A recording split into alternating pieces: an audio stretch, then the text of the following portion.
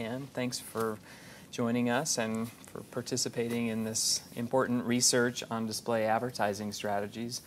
Do you want to talk a little bit about how the idea to undertake this research paper started and kind of talk about what led you to approach ValueClick to do the work? Sure.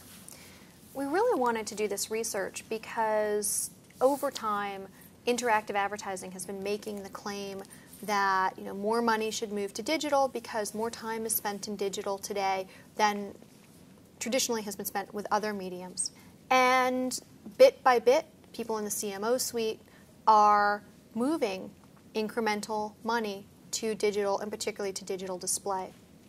They are taking a dollar and either adding an incremental dollar to be able to reach people online or taking a dollar from traditional media in order to do it.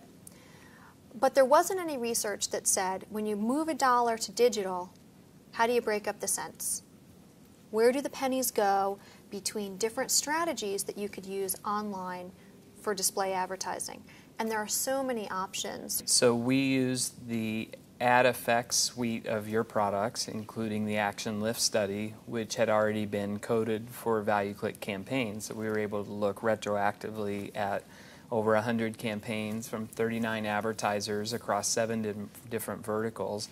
And could you talk a little bit more about the methodology and what the Action Lift study is actually measuring across these campaigns and these placement strategies? We wanted to figure out in a very easy way where we could look at different marketers that had different objectives, that had different strategies, on an apples-to-apples basis, what the impacts were of advertising online. And we looked at 2 metrics. We looked at whether they increased their search activity after seeing an ad.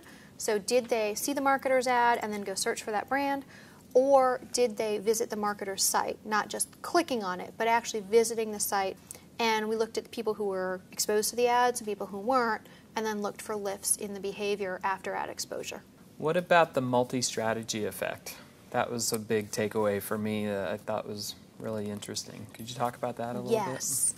We see in traditional cross-media studies that we do, that when someone sees an ad in television and they see an ad in a magazine and they see an ad online, that tends to outperform when they just see an ad in one medium.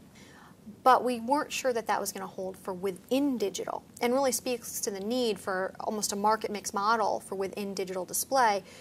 We found that when people saw 3 or more strategies, the lifts were better than when they saw a single strategy alone for any strategy. And we go into a little bit deeper about some of the specific lifts that individual advertisers were able to achieve using this multi-strategy approach. But it really demonstrated that providing a consumer multiple touch points with your brand in a variety of ways is the most effective way to have a conversation with them. You're talking about a conversation between marketers and consumers. For me, a lot of these findings, because there were so many campaigns over so many industries and different strategies performed at different levels, for me it's more about a conversation with marketers and agencies talking to their marketer clients and marketers understanding these varied strategies. So for me, this data is more about a starting place for a conversation. What do you foresee happens next? We want to look at these lifts on brand metrics in terms of favorability and purchase intent. We want to look at how different strategies influence things like offline purchase sale. We want to look at this in terms of video, incorporate mobile into it. We'd like to look internationally. comScore is actually coding our entire norms database against these strategies so that we'll have a large group of studies to look at this and benchmark going forward. But as we look at this data and it starts to come in, I think ultimately what's going to happen is it's going to provide the basis for a market mix model for digital display in the same tradition of market mix models being used in the offline world. And that's really exciting to be at the beginning of that.